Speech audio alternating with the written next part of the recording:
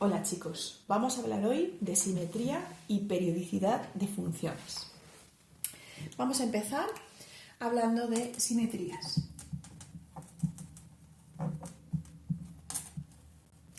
Y de cómo analizar cuando una función es simétrica.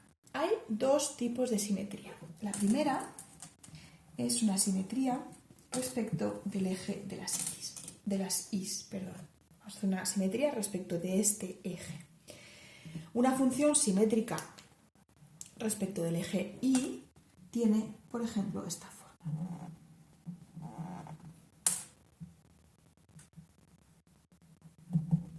Si os fijáis, si yo pliego por el eje de las is, estas dos partes coinciden. A esta simetría se le llama simetría par.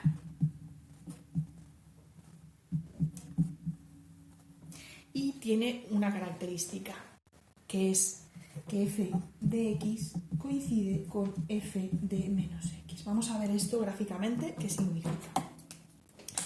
Si yo tengo aquí mi x, esta es f de x, ¿vale? Este punto, que es esta medida, se corresponde con f de x. Pero si yo tengo menos x, que está al otro lado del eje, y yo busco cuál es su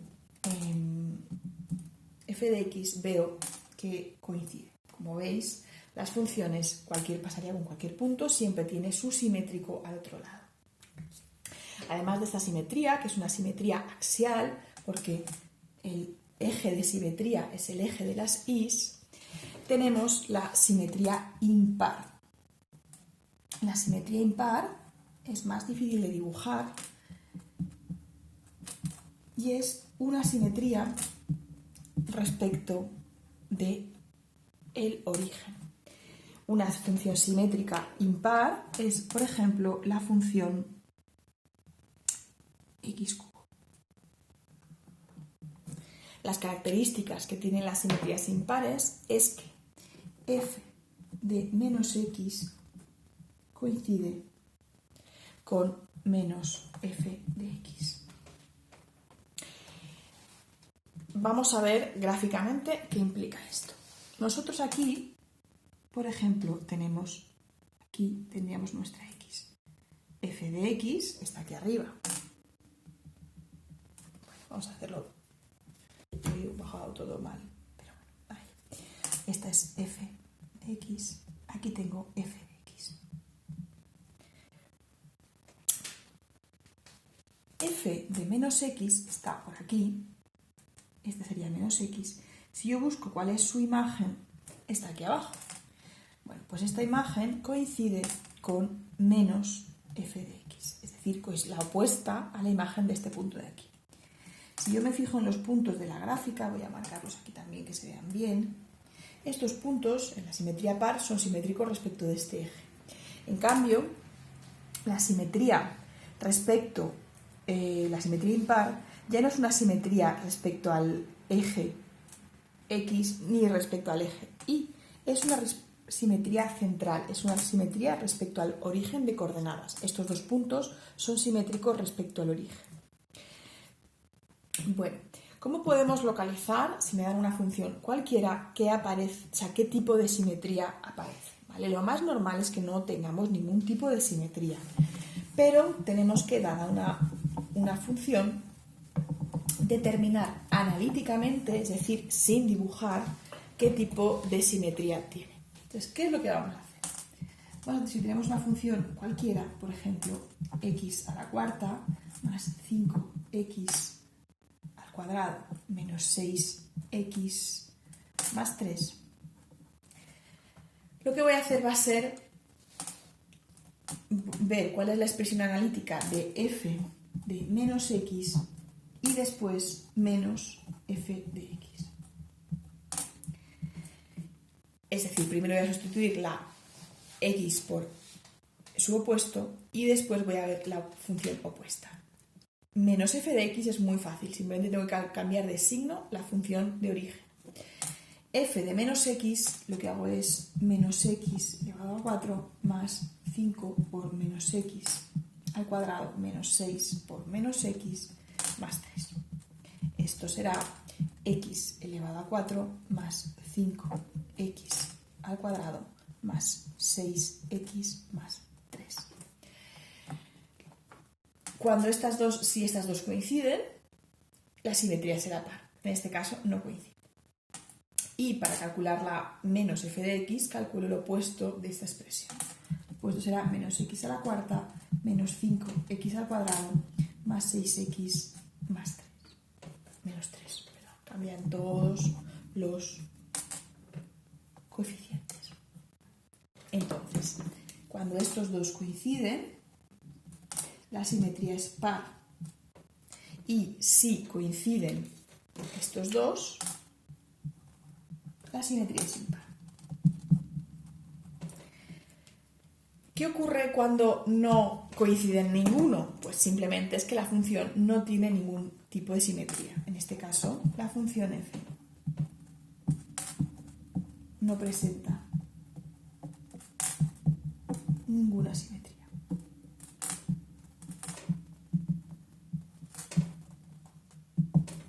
Veamos más ejemplos. Por ejemplo, tengo la función f de x igual x al cuadrado más 5 partido la raíz cuadrada de 8 menos x a la cuarta. Una función más compleja que antes. Vamos a analizar qué ocurre. Empezamos con f de menos x. Y f de menos x es menos x al cuadrado más 5 partido la raíz cuadrada de 8 menos x a la cuarta. Esto es x al cuadrado más 5 partido la raíz cuadrada de 8 menos, esto es lo mismo que x a la cuarta. Por lo tanto, no hace falta que continuemos porque ya hemos visto que en este caso f de x es igual que f de menos x y por lo tanto la simetría es impar, o la función presenta simetría par. Una forma muy rápida de buscar la simetría par es que esta aparece únicamente cuando todos los exponentes de la x son pares. ¿Vale? Siempre que los exponentes de la x sean pares, la función también es par. Veamos algún ejemplo de función que presenta simetría impar. Vamos a ver, por ejemplo, f de x igual a x cubo menos 3x partido x al cuadrado más 6. Vamos a ver qué ocurre con f de menos x. F de menos x es... Bueno, sabemos que no puede ser par porque aquí tengo dos exponentes que no son pares. Aún así lo voy a comprobar, porque además me hace falta para ver qué ocurre con la función impar. Menos 3 por menos x partido menos x al cuadrado más 6. Si yo aplico las propiedades de las potencias, esto será menos x cubo más 3x partido x al cuadrado más 6. Evidentemente no es una función par. Veamos el opuesto de la función. Esto se calcula poniendo un menos delante de la función. Esto es menos f de x. Ahora viene uno de los fallos que tenéis siempre que trabajamos con fracciones algebraicas. Cuando yo tengo menos delante de una fracción, no afecta al numerador y al denominador. Igual que si yo tengo menos un tercio, esto no es menos 1 partido menos 3. Esto es menos 1 partido 3 o 1 partido menos 3 o menos 1 partido 3. ¿Vale? Esta es la idea que tenemos que tener aquí. Con lo cual este menos vamos a hacer que afecte primero al numerador y después, en una segunda opción, al denominador. En este caso tendríamos menos x cubo más 3x partido x al cuadrado más 6. Solo he usado el menos para modificar el numerador. Y veo que efectivamente funciona. ¿Por qué pasa esto? Porque en el numerador tengo exponentes impares y el denominador es par, ¿vale? Entonces en este caso funciona. Si yo quisiera cambiar este menos que afectara al denominador, sería, por ejemplo, x al cubo menos 3x partido menos x al cuadrado menos 6. ¿Vale? Estas tres sí son equivalentes. En este caso, puesto que f de menos x igual a menos f de x, la función es impar.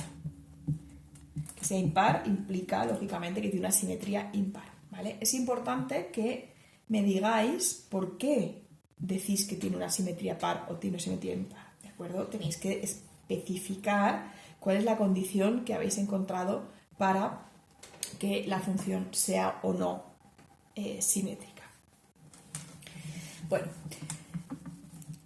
el otro concepto del que vamos a hablar hoy es el de periodicidad o funciones periódicas. A diferencia de la simetría, la periodicidad no tiene un análisis numérico. Es decir, la periodicidad no se puede estudiar de forma analítica. Solamente la vamos a poder saber o observar gráficamente y con unos tipos de funciones que ya sabemos de antemano que son periódicos. ¿Qué significa que una función sea periódica? Lo que significa es que para cualquier valor de x, f de x es igual que f de x más cierto número. Y es igual a f más 2 veces ese número, etc. Esto es lo mismo que decir que esto es igual que x más k por número, por ese número, ¿vale? A este número, que cada vez que aparece se repite la función, se le llama periodo, ¿vale? Donde t es el periodo de la función. Como habéis visto, seguramente en física, las funciones más famosas o más utilizadas periódicas son las funciones trigonométricas. Las funciones trigonométricas son ejemplos claros de funciones periódicas. Aún así, yo voy a dibujar una función completamente diferente para que veáis un poco cómo podríamos construirla. Vamos a imaginar que yo tengo una función donde su parte básica es esta. Es decir, este elemento, lo voy a ir repitiendo uno detrás de otro. Lo cual esto será, subo, bajo un poquito, subo otra vez. Bajo un poquito, subo otra vez. Bajo un poquito, subo otra vez. Y lo mismo por aquí. Realmente las funciones periódicas, aunque siempre las dibujamos, por así decirlo, en un trozo, no, o sea, a partir de la x, del origen, no significa que esa sea, la única expresión. Si yo cuento con este primer tramo, realmente esto es el elemento que se repite. Pero podríamos pensar que se repite todo el pico, solamente el pico, ¿vale? Empezando aquí y acabando aquí. Si os fijáis, aquí el periodo se tiene que establecer desde un punto, por ejemplo, este de aquí, hasta el que se repita en las mismas condiciones. ¿Por qué no es este de aquí? Porque este punto en mi dibujo base está descendiendo la función, con lo cual este de aquí es el siguiente punto igual. Evidentemente en los picos se ve fenomenal, tanto en el pico superior como en el pico inferior se aprecia claramente el periodo. Como decíamos, las funciones más famosas periódicas son el seno de x, el coseno de x y la tangente de x. Estas tres son las funciones periódicas por excelencia. En física, a esta parte interior ya le ponéis vosotros, por ejemplo, en las funciones armónicas, es el seno, si no recuerdo mal, de VT más phi, donde aquí hablamos, digamos, de la parte que modula y aquí hablamos del periodo de la función, si yo no recuerdo mal. Bueno, chicos, espero que lo hayáis entendido y nos vemos en la próxima clase.